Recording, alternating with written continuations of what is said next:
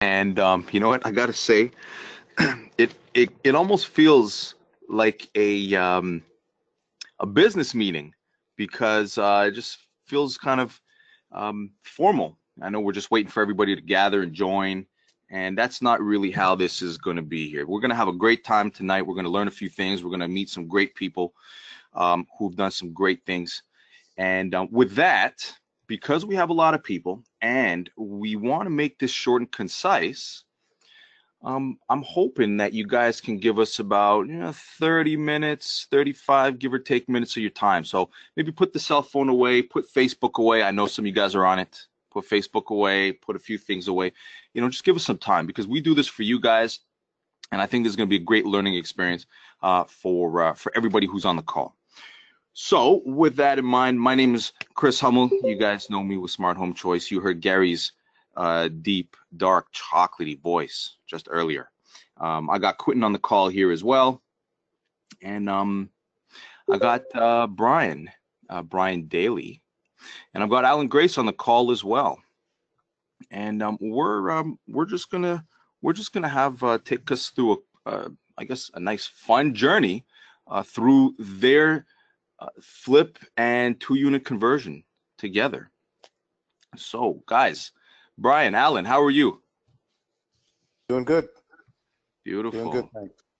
All right, Good. great. Chris, how are you? Good. Listen, it's always fantastic to hear both your voices.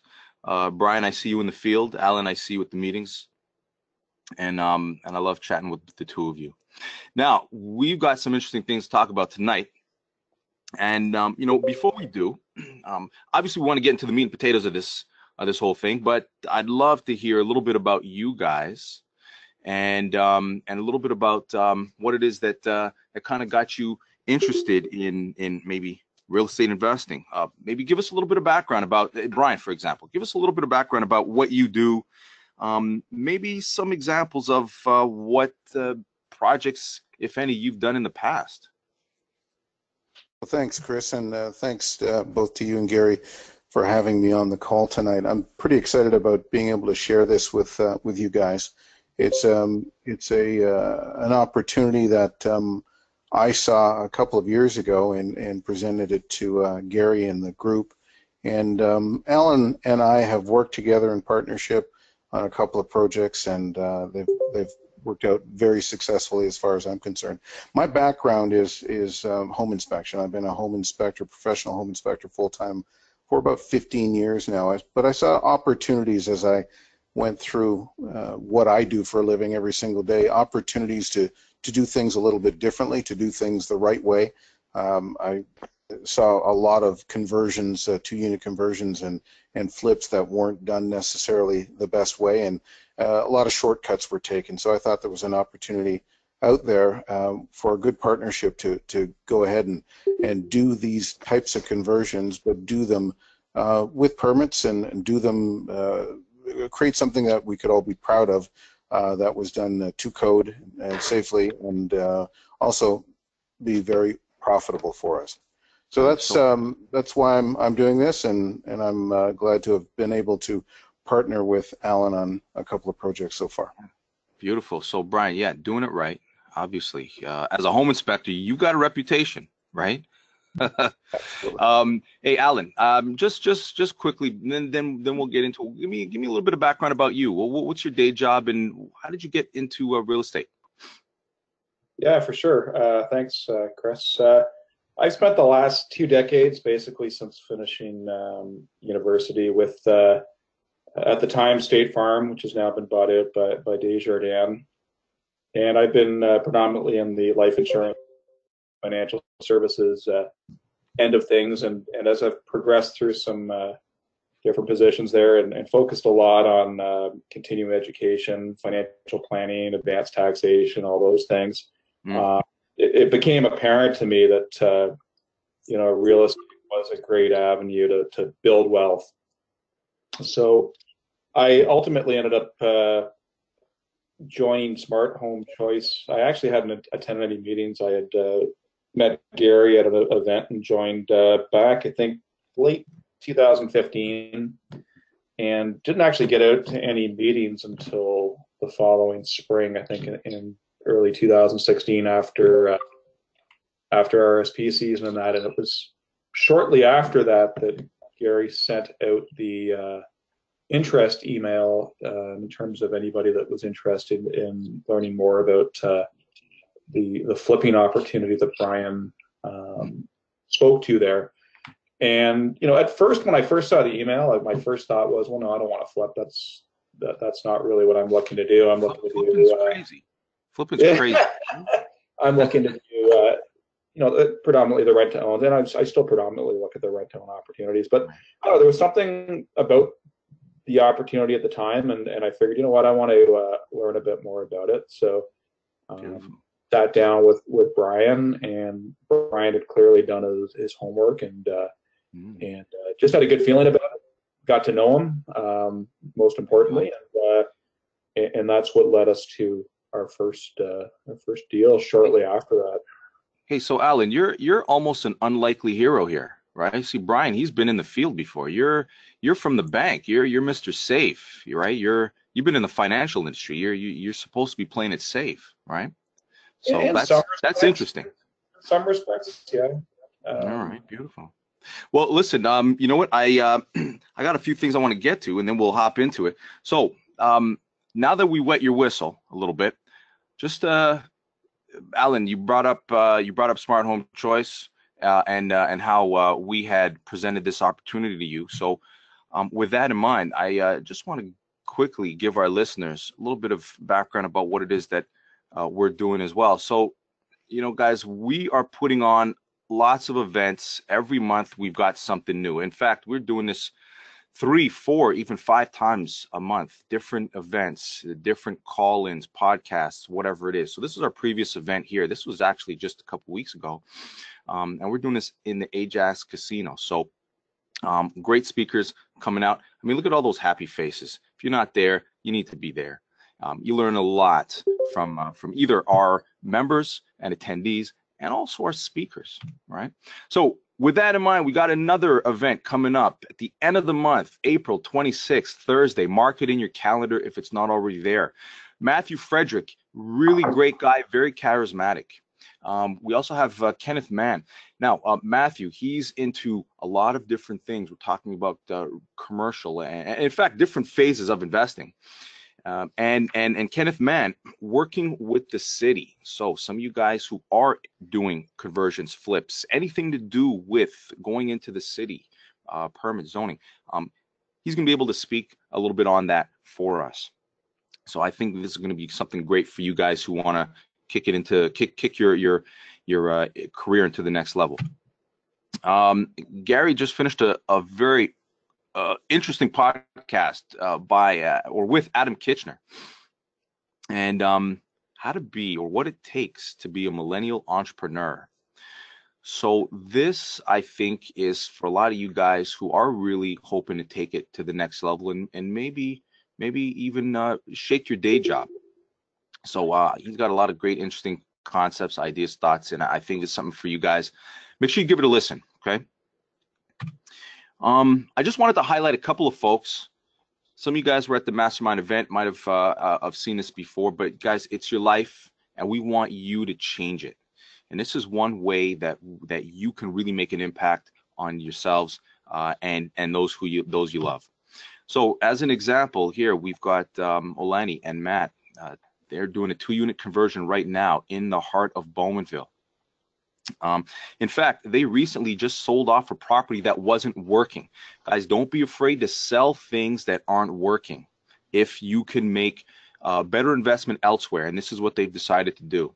So they're putting in some money into this particular property, and they're turning it into a 2nd unit, having sold off a single-family home that just wasn't working for them. So we're very proud of them.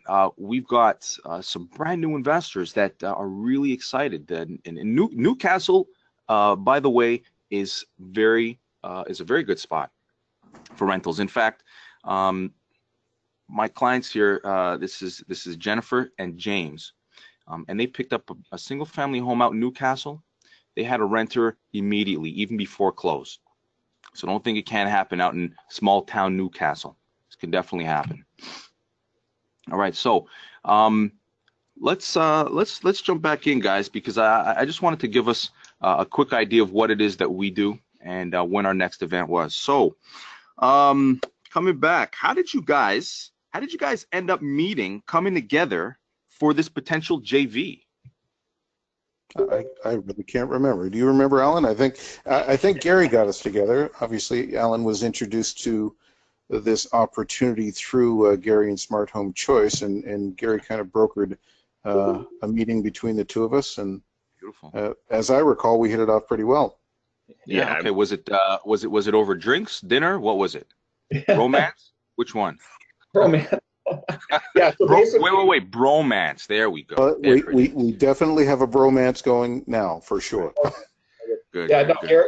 Gary had sent out, I think, to all of them just an interest email, and that kind of started things. And okay. I think it just worked out well. Brian, was able to come out close to my office there, and I think we met up at Starbucks. And again, that's the most important thing, I think, is getting to know each other and then taking it from there. Yeah. So plug for Starbucks there, people. Plug for Starbucks. All right, you can start off your real estate career over there over coffee. One thing I just want to interject with, Alan, I just want to reinforce what Alan's saying. A good working relationship, but a good personal relationship as well, is so important. You have to have a mutual trust for each other. There's risk on both ends, and with great reward at the end. But to develop that relationship and comfort level with each other was very important, I know, to Alan, and it was to me as well. Good point, Brian. Excellent point for all you guys out there listening. It can't just be about the money, because there's a lot more at stake here. And I feel, Brian and Alan, obviously you do the same, that you have to be able to get along and work together, because this is a common goal at the end of the day. It's not always just, money. There's a lot more involved here in most cases. So how did you guys decide on the strategy? I mean, I think, Alan, you were saying, flips, that's not something I want to do. So what was it that got you thinking that, hey, maybe this is a good move? Yeah, well, like I said, when I first got the email that came out to all members, there was something that just clicked about it, that I wanted to learn more about it. And again, I'll give all credit to Brian. Once we got together, he had really done a lot of the heavy lifting and groundwork and putting that vision forward and presenting it. Mm-hmm. And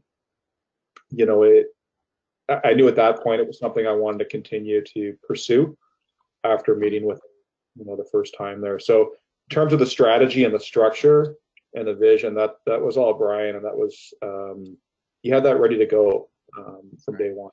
So Brian, you were already there in your mind. You said, this is what I want to do, and you said you just needed an additional resource, Alan, to get it done. Am I right?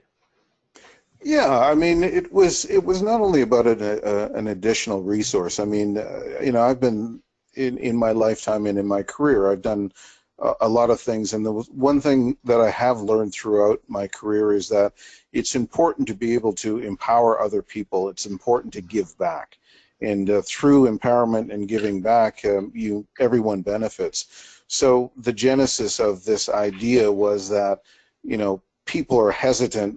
The average person is hesitant to get their hands dirty or even know what to do in terms of getting their hands dirty and doing a renovation or a flip. My background gave me the opportunity to be able to work with people and work with general subcontractors and trades to make this thing happen. Right. But yeah, I mean, the other more important part of it was that someone had to be the investor. Someone had to buy the property, and then I was responsible for funding and creating the finished product. Okay, so it's sounds to me that Brian, you were taking care of the rental. Alan, you were qualifying and putting down the initial down payment to purchase the property. And Brian, you were suggesting that you also put in for the renovations, right? That's what I'm understanding. Correct. We each had very well-defined roles, and that was part of the agreement that we reviewed and discussed and eventually signed off on. The roles were, as I say, they were defined roles in that Allan understood his part of things, which was basically to secure the property, allow me access to it. We mutually agreed on a design, a timeline, and a budget. And my job was to implement that. And I've got to say now, and I've said this to Allan before, but he is the perfect partner for doing this because he recognized the importance of being hands off. So it's important that everybody or I guess approach this and understand their roles and not kind of overstep. And Allan was perfect at that. He allowed me to implement the design, and we had fail-safes for overruns in cost if they should happen, and overruns in time. Right. So for you guys out there, just to hit on a couple points. I mean, Brian, you made it pretty clear that you had your strategy, but you also knew who was in control in terms of the project itself. And Allan, I mean, it's ultimately the two of you essentially decided that, these are our roles and we're going to stick to them. And I think that's important because you don't want to get into that argument stage where, hey, you're supposed to do this, you're supposed to do that, and who's going to get the phone calls for this, and it just makes things slower and more complicated, right? So I mean, obviously at your meeting, at your multiple meetings, I'm sure you guys had hashed this all out. And what did you guys end up doing split wise, if you don't mind me being so bold? I mean, did you guys come up with an offer counter offer? Was it something that was pretty mutual in terms of what the return was going to be for each of you? Was there something set in your mind? Was it an easy conversation? It was very easy. Brian again had a proposal, and it was we went with that. We weren't there was no negotiation. We just again worked to understand each other's roles. And I'll just build on what Brian was saying there in terms of the control and the management of it. And I told Brian, my goal is to stay out of your hair. And, Beautiful goal. And again, because there's enough to deal with subcontractors and permits and all that. But having said that, Brian was always good to keep me in the loop and to update me or reach out if there was something that we needed to do from a decision standpoint. But it was Brian's bailiwick to run the ship on a day-to-day basis and come up with the design ideas and all that. And I certainly didn't want to or need to second guess any of that. And you guys had built in, Brian, I think you said you had built in contingencies for what ifs, budget overruns, and other things, didn't you? Yeah, I mean, in renovation, you try to determine budget as closely as possible, but inevitably you come up with surprises, and through no fault of anyone's. And on both of the projects that Allan and I partnered on, there were some minor cost overruns and a little bit of time, which resulted in time delay as well. But again, those things are not necessarily planned for, but they don't come as a surprise when they happen. They exist, definitely. They exist, and again, I term Allan the money guy, and he had a tremendous understanding and appreciation for that, and he factored that into his cost analysis in just before even entering into this project. He knew that was a possibility, and that was factored in. Good. So as you far put that. As one of the other questions you asked about the agreement and the back and forth and splits and things like that. Right. I won't get into the details of the splits, but I will say that the formula that was arrived at was one that I was just very aware of the risk on both ends, but the increased risk for for Allan being the money guy, the one that's purchasing the property. So higher risk on that end, and in terms of the splits, that was recognized in the splits. Right. So I mean, Brian, it seems like you had this obviously thought out, and you knew that, or you expected that Allan was taking a risk, and I also expect that with the foresight or the thought that you guys might partner again, you wanted to make it easy for Allan to say, hey, this is a great deal. Absolutely, Right. absolutely. Yeah. So I mean, there's a little give and push and pull there, and you know what? If it Yeah, allows you there's no to give and continue. take. My goal was to perform. You Yeah. know, basically, we have an agreement in writing that says here's how much it's going to cost, here's how long it's going to take, and we're going into this based on that agreement. So my job is to perform to that level, and you know, obviously with the hopes that both partners in the end are satisfied to the point where we would do more projects. Yeah. Beautiful. So let's skip to the next process real quick. Um, I mean, you settled on a property eventually. Um, what did you settle on ultimately?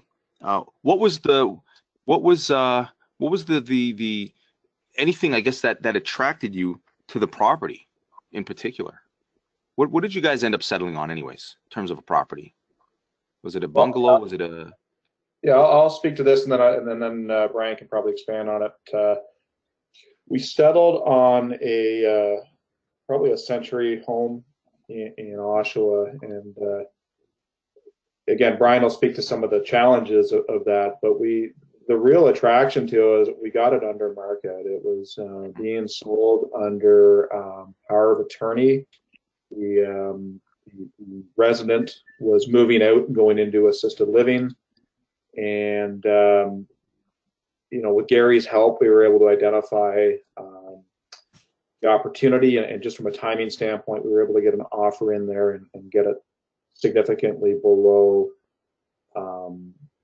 market value. So that's why we settled on that particular okay? property. And I'll just throw something in there. And again, this goes to my confidence in Brian and Gary. I bought this and firmed up prior to physically being present at the property. Right. So you put the money down and you bought sight unseen I did. because you were confident in your team, right? Well, yeah, I mean, I knew Brian was going out there as a home inspector and able to go through it. And we did put conditions on it, and that allowed him to go back and make a laundry list of items that was able to help us ultimately reduce our initial offer. But yeah, no, I was confident in that process without being out there. Quite frankly, yeah, I could have gone out and seen it, but what value would that have added for me? Right. You're right. I mean, you're not the guy swinging the hammer, right? So with that, and what value would you have added exactly? But you And were confident getting that property undervalued, and yeah, hey, you made some money on the front end, right off the bat. So and the way this worked is that it did to start off. It happened to be Gary, but you know, it's about shopping for the house. And Alan's absolutely right in that to be part of that process, it's not really of value for him to be part of that process. It's once we qualify a property, and part of the qualification is my expertise at looking at the property and understanding what needs to be done and whether it's feasible or not. So once right. that's qualified, then Alan gets involved in the process in terms of the bidding and the Mhm. offer and all that sort of stuff.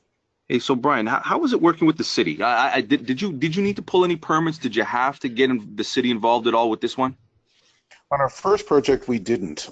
Just the standard permits like electrical and things like that. There were no Right. structure. We actually did the first unit, or the first project we did was not a legal 2-unit project. The second This one was, and we did have to right. get involved with the city, town of Clarington, and it was a pleasure working with them. And Ooh, a you know, pleasure. Will you hear that, people? A pleasure working with the city. absolutely. You know Brian, what? that's huge, I think, from most people's perception. Building departments like when they're working with a contractor or a trade that cares, Yeah. that's not trying to shortcut. Certainly, this is the first time I had worked with this particular building department, so they didn't know me from Adam, but they knew from the plans that I presented and my Mm-hmm. understanding of the building envelope that I knew what we were trying to achieve, and they knew that I wasn't there to take shortcuts. Right. Um, you know, obviously the permit process, we've had 2 projects. One of them didn't require building department permits. The other did. The Mm-hmm. permit process does add a little bit of time, and it does add a little bit of complexity. But in Sure. the end, you have a certificate that you can use as part of your marketing to show that this is a legal, permitted, and approved property. Absolutely. Absolutely. And people are looking for legal properties in particular, especially because they know that if it's not legal, they always run a risk, right? They always run a risk. So dealing with the building department didn't sound so bad in this particular instance. Now I know that the city can seem scary to folks, but you know what? It's easy to just go right into the city and right up to the counter and talk to them, ask for advice, ask how to handle certain issues or situations that might come up. You might not always like what you hear, but to be frank, it's not as scary as a lot of people believe it is. So No, I'm absolutely, totally glad you not. brought that up. Yeah, no, I mean, most building departments will treat you with respect. Hmm. They recognize if you're coming up to the counter and you're not a contractor, you're just a homeowner or possibly an investor, they'll treat you accordingly. And that's been my experience in many years of dealing with many different building departments. Any positive or negative experience with one of the inspectors, say out at the property, or were you pretty happy with who came I, by? I think overall everything went fairly well. There's always going to be a little bit of a few glitches and sometimes some personality issues, Yes. but you know you work through that for the common good of getting the project done. Yeah. And again, if you show them respect and that you're willing, that you're trying, and that you're not trying to deceive them, you'll get along just fine, and they'll be quite cooperative. All right. Good stuff. So Brian, more I gotta story. ask you this question. This particular project, or either of the two. So you've done a flip, and you've done a legal 2-unit conversion. Any Right. of these properties, I know you built it in, but any of them, any huge money pit, oh my beep, kind of situations. Anything that costs a heck of a lot more. I don't know, termites. Geez, redoing Uh, plumbing, electrical. So if I may, Alan, yeah, our first project, we didn't know we needed a new roof. It was leaking like a sieve. Oh no. Even though I inspected it, it certainly looked like it had serviceable life. Hmm. There were a few specific issues in the roof that required us to redo the whole thing. Mm. So that was a hit to the budget, but well worth it because again, in the end, the positive is this: you're listing a property with a brand new roof as opposed to a Yeah, property with a 10 or 15-year-old roof. It's never a bad thing. You know, absolutely. I'm not saying you're always going to get your money back, but it's never a bad thing when things like that happen. So Hmm. that's the one thing that stands out certainly on our first project. Well, listen, a new roof, as you said, isn't that bad. Really isn't that bad. So that's great that you didn't have anything. Sometimes we see those ones on HGTV, and these guys, sometimes it's a real disaster. So I'm glad you didn't have to go through that. But a new roof, like you said, is very marketable. So Yes. that's great. Let's build on that real fast. Yeah, go ahead. Again, that's just an example where Brian and I think our values there are aligned. I mean, you definitely don't want to go and spend frivolously, but you also want to put out a quality product. Sure. You want, you've got a reputation to uphold, and if you're going to possibly scale this process or repeat it, you don't want to be known as having shoddy workmanship. So, to your point with the roof, yeah, I mean that was the right thing to do. Yeah. Well, I'm glad you say that, because you know what, we all have reputations, and you know, if it's not shoddy work, if it's something else, and you want to put your best foot forward. So you know what, if it's good work, if it's a brand new roof, whatever it is, I mean, make it happen. Spend the few extra dollars and make it happen, because you do want to continue doing this business. And I appreciate what you say there, Allan, because this is really, a lot of it is a people business after all. All right. So okay, with that, I don't know, was your original plan? Now I'm talking about the flip here. Was there an opportunity, or was there a plan B should you not been able to get the money that you wanted? Or maybe you want to talk about the 2-unit conversion. Was there a plan B should you not have been able to, I don't know, sell it, rent it? What? Just to clarify, Chris, both projects, Plan A was a flip. So okay, the Bowmanville project, which was our second project, same idea. We were Plan A was to flip that home. flip that one as a legal 2-unit property. Yeah, so that was the difference. Right. We recognized that the one on Agnes, the first one, we added the second unit, but we didn't legalize it, and we recognized that, you know what, legalizing will tend to give you a forced appreciation, which will help from a flip standpoint. But we knew going into the second one that, the market was changing, and that a plan B and a plan C would be important. So we made sure that we talked that out, had that built in. And we did ultimately decide, after, kind of informally testing the market, once the project was done, that we would, at least for the short term, rent this out and hold it. And we'll just reevaluate what the market is, right, over time. And so yeah, no, I just want to clarify that our primary intention is to flip, but we did actually go Plan B on. Well, I think at that point the market had should we call slipped? The market had dropped. We were probably in a position where if we had sold, we would have been, give or take, probably around the break-even point. And again, to your point earlier, it's, sometimes it makes sense to get out of something if you see another opportunity. But we just, at that point, we didn't want to give away everything we had done and the hard work, Brian, and all the people that made this happen and put into it, so that it's a lot of work could ultimately come in and gain all that. So we made the decision to hold it at this point. All right. Well, so and how do you feel about Plan B? Again, Plan B is renting the property. Yeah, so it's not Plan A.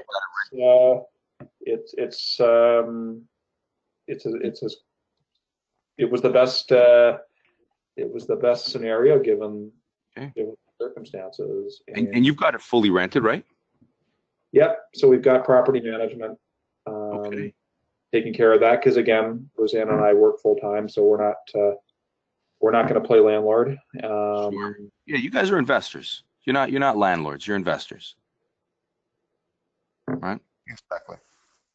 So okay. So I mean, I guess what I can say is, you guys feel fairly confident that you succeeded in both of these projects. Although one took a turn, it's still a good success story where you get to keep the equity.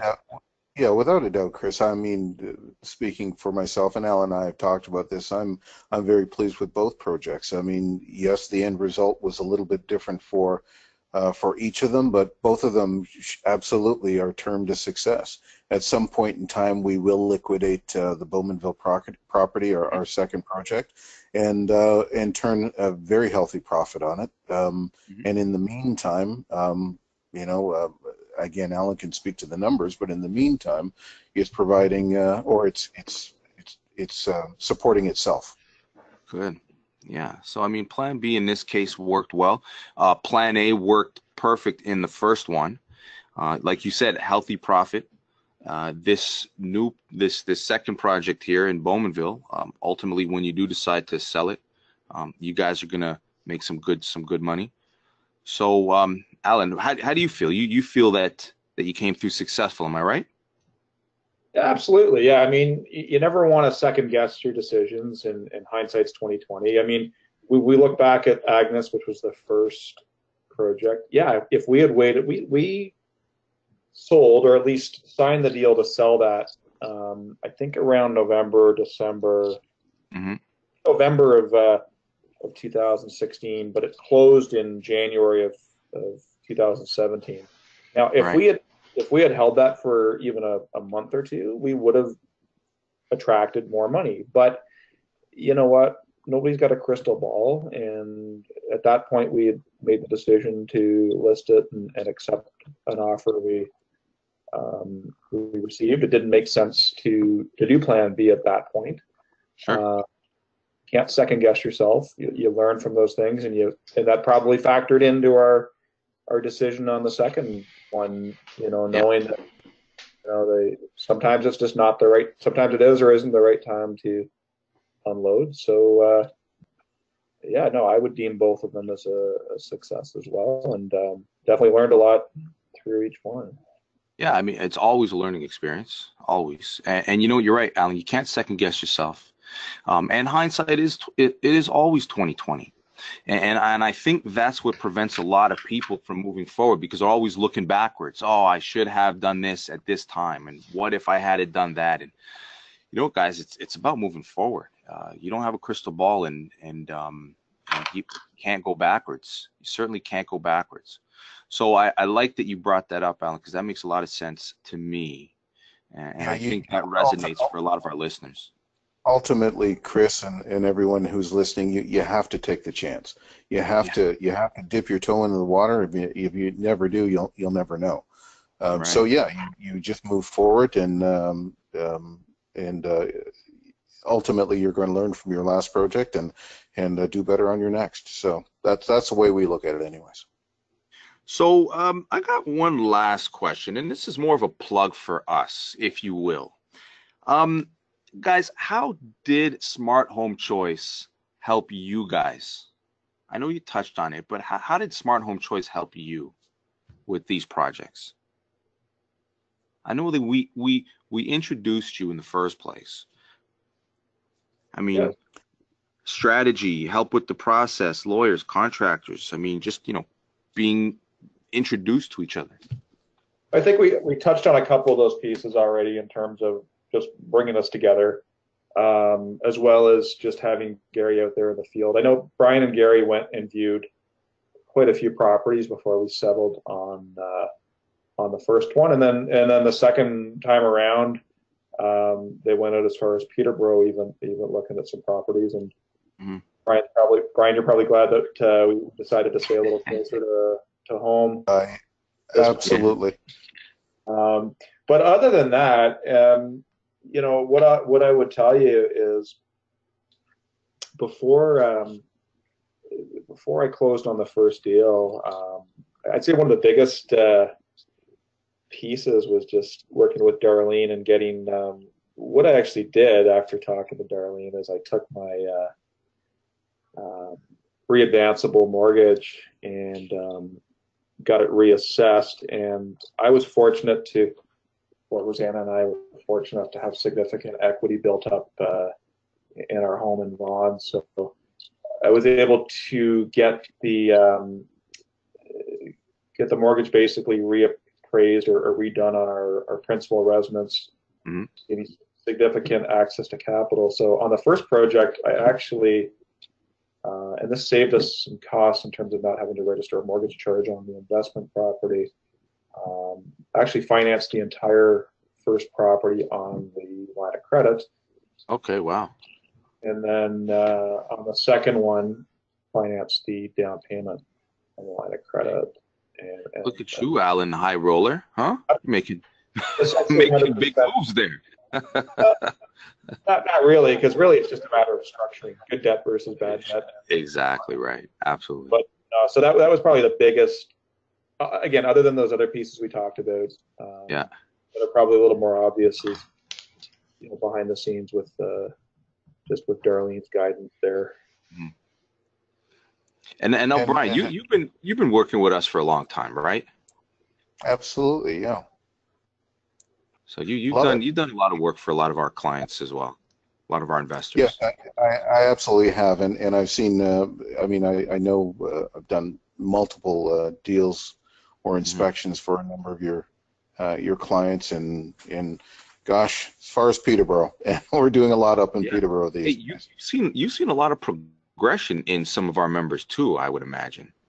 Absolutely, absolutely. You see the same faces over and over again as they Yeah. build their empires, and it's very gratifying to see. And it says a lot about Smart Home Choice and about you, Chris, and Gary, and Quentin, the effort you guys put in, and Darlene, of course, the whole team, the effort you put in to support your members and make sure that they have the best chance at success. And I as a kind of a bystander see that. And I've seen that and seen your investors grow over the years, and it's great to see people time and time again. That means you're doing something right. It certainly means they're going in the right direction to living that life that they want. Well, one of the things I want to just chime in on in terms of how Smart Home Choice helps this type of partnership is the built-in aspect of it. I mean, we're really creating these units obviously to flip and make profit, but primarily the audience that we're creating them for are Smart Home Choice investors. If you think about it this way, we're taking something that isn't worth what it could be, making it legal, in some cases illegal, duplex, and creating perfect opportunities for investments for Smart Home Choice members. So that's something that I always keep in mind, that we've got that built-in market with you guys, with you folks. Yeah. If you didn't want to take the leap and do the project in partnership, at least you have an opportunity for an end product that is built to the proper spec with permits and done right. Yeah, well, Brian, I appreciate that, and I think all of our members appreciate that. I want to thank the two of you guys for spilling some of your success there with us, because I believe that is an inspiration to a lot of our folks on the call who have thought of I don't know, kind of sitting on the fence, and all of a sudden now you guys have gone through 2 projects together. And hey, wait, this is actually something that's possible. So I'd love to, thank you guys, extend my hand to the two of you for coming on the call and, helping out with some of these guys. And, again, and like I said, just sharing your story, which is what I think is really important. So thanks, Brian and Allan. Yeah, thanks, Brian. Thanks, Allan. We do appreciate that. And I think with that, why don't we open it up to anybody that's on the call that has any questions for Brian and Allan. They're a wealth of knowledge. They've gone through a flip and a conversion to a 2 unit. So go ahead and ask some questions. Yeah, that is Noel. Can you hear me? Hi, Noel. Hi. Yeah. First, thank you, Brian, and thank you, Allan, for sharing and those encouraging stories and being vulnerable and honest and about the experience. So thank you so much. So I have a few questions. Like I live here in Peterborough, and we're planning we're planning to do a flip this June. We've done 4 lived and flip, but we're going to be doing like a real flip, like what you guys are doing. When you purchased your first and second property, did you have a number in mind when you're paying? Do you pay like 70% ARV, or you don't go over 80% ARV? And again, with another follow-up on that question, when you say a healthy profit, because it's a long process, it's usually take like 4, 5, 6 months to finish a project from buying to selling. What's a healthy profit for you? Like, if you don't mind sharing. Thank you. That's an Allan question. The money guy. Yeah, and that's an excellent question. So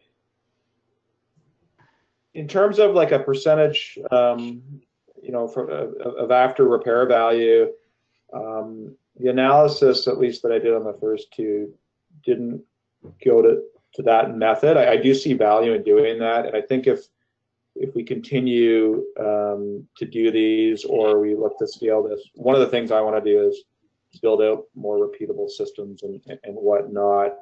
Really, what I did was put together, a fairly rudimentary spreadsheet, took the purchase price that we were looking to get, plugged in all of our known costs, so that your closing costs, land transfer tax, legals, and then put in, with Gary's help, some scenarios for an exit price. So that would be your after repair value, but again, some scenarios, because you don't have that crystal ball to know what you're going to sell for. So kind of best case scenario, expected case scenario, and then maybe a not so great scenario. Then take Brian's budget and factor that all in. And that helped us decide if it was worth putting an offer in or not. And I think, I got to think back, it's been a while now, but we probably looked at some places where we decided not to even make an offer, or we decided not to get into a bidding frenzy, just essentially based on best case numbers not looking that great.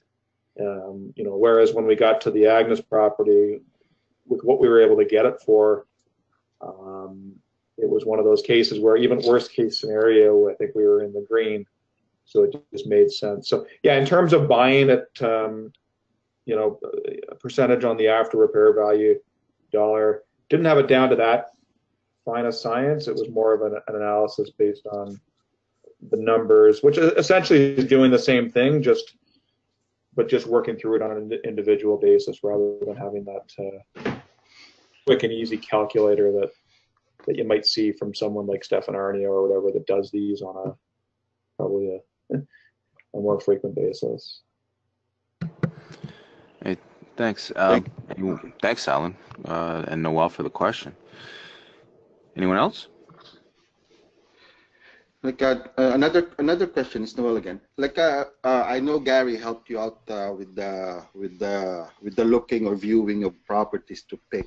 Like, how many properties did you view to come up with like an offer? Did you look at 20 properties, or did you look at 10 properties and then offer on 2 and then close on 1? Can you give an insight on that? Like, what's the ratio? Like, how many properties did you look at? Because you said you looked at Peterborough, you look in Oshawa.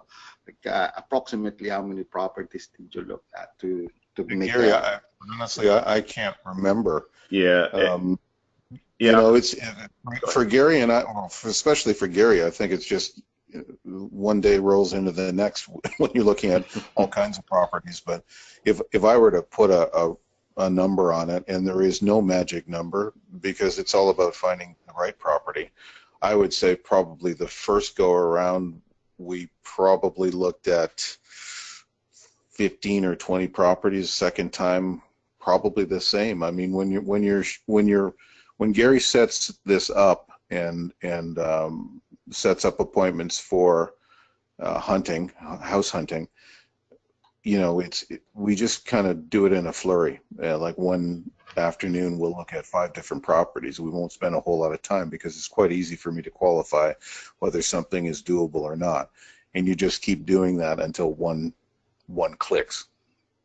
Yeah, and I'll add to that as well too, Brian. So that's about right. We looked at about maybe 15 or 20 properties, but I think the key thing, when you're going out with your agent is don't only just look for properties and then go out. Just set dates up. So if you say, hey, I'm going out on Friday, because an opportunity may pop up on a Thursday night or that Friday morning, and that's essentially how we got that first deal. If you remember, Brian and Alan, is that when we were on our way to the property, they reduced it, and I can't remember how much they reduced it by, but it was significant enough that it made sense for us to put that offer in, and we were the first ones at the door, and we wrapped it up rather quickly.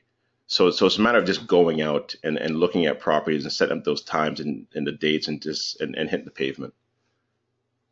And just to build on that real quick, again, kind of to the point earlier about me being more hands off. I mean, obviously Brian and Gary are the ones out there looking at these, and then we put some offers in, obviously, that we didn't go through. But what we also did was we would typically, and again, these things would move fast, but they'd have these ready to go, and I'd throw together the numbers, and then we just hop on a quick call, the three of us, and decide, are we going to put an offer in on this or not? And then also, we try to give Gary what's our highest number, and just again, so just to in respect of everyone's time, so that we're not going and just making a ton of offers. We're going out there and putting offers in where there's a reasonable chance we're going to be able to land at a price we can work with. Thank you so much. And as I mentioned, I live here in Peterborough, and if anybody's interested in doing a JV partnership, I got the capital, I got the capacity, I got the credit, I got some experience. I just need people that have more experience than me. So if anybody wants a JV partner, let's meet up, have coffee, I'll buy lunch. It'll be a great adventure. Noel, you're doing all that and buying lunch. Jeez, that's sold. I love it. I'm inspired by you guys. You guys are awesome. All right. Thanks. Sorry, does somebody else have a question? Else with any good questions? Gary, you got a couple questions for our guests? I think I maybe just more of a comment, because and maybe for any of the new members that are on the call, or even existing members, is Alan talked about the money piece there. Don't be scared to use the equity in your home. I think that's probably the most important piece, because I know in the beginning for myself is you're always taught that debt is bad, but once you really get a good understanding and grasp of the difference between good debt and bad debt. What Alan was using was good debt, right? So don't be scared to use the equity to create create that wealth and to create good return on your investment. Right. Yeah. Anybody else have any questions though? It's a good opportunity. There's no dumb questions, right? All of us on this call at one point in time didn't know any of these answers. So,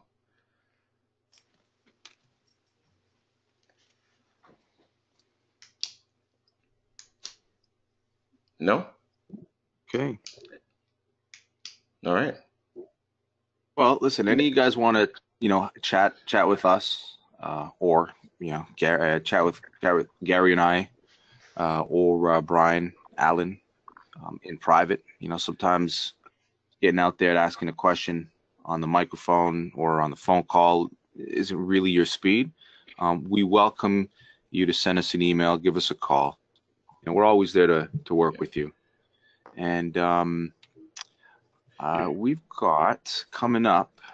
And just one last thing here, I guess, before we get into this last slide here, Chris, is is there Alan and Brian, one last piece of maybe advice or a tip, just based on what you guys have gone through with a couple of the properties that you've done?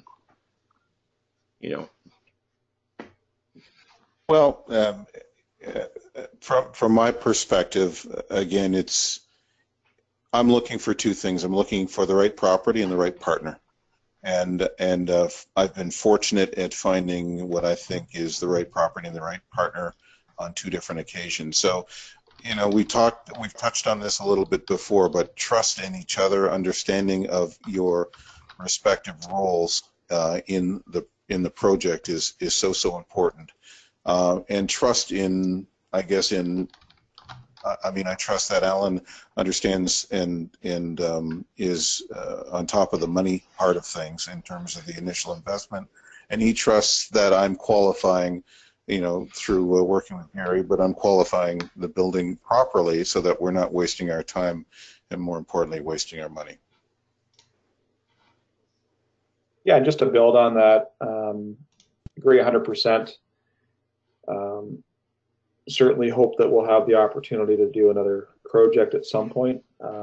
Again, right now I'm holding that one property, so it might be a little while before that takes place. So I would certainly love to see if anybody was able to work with Brian and it was a good fit. That would be awesome. If in the meantime, if an opportunity came together for another member and Brian where they could work together and do something similar.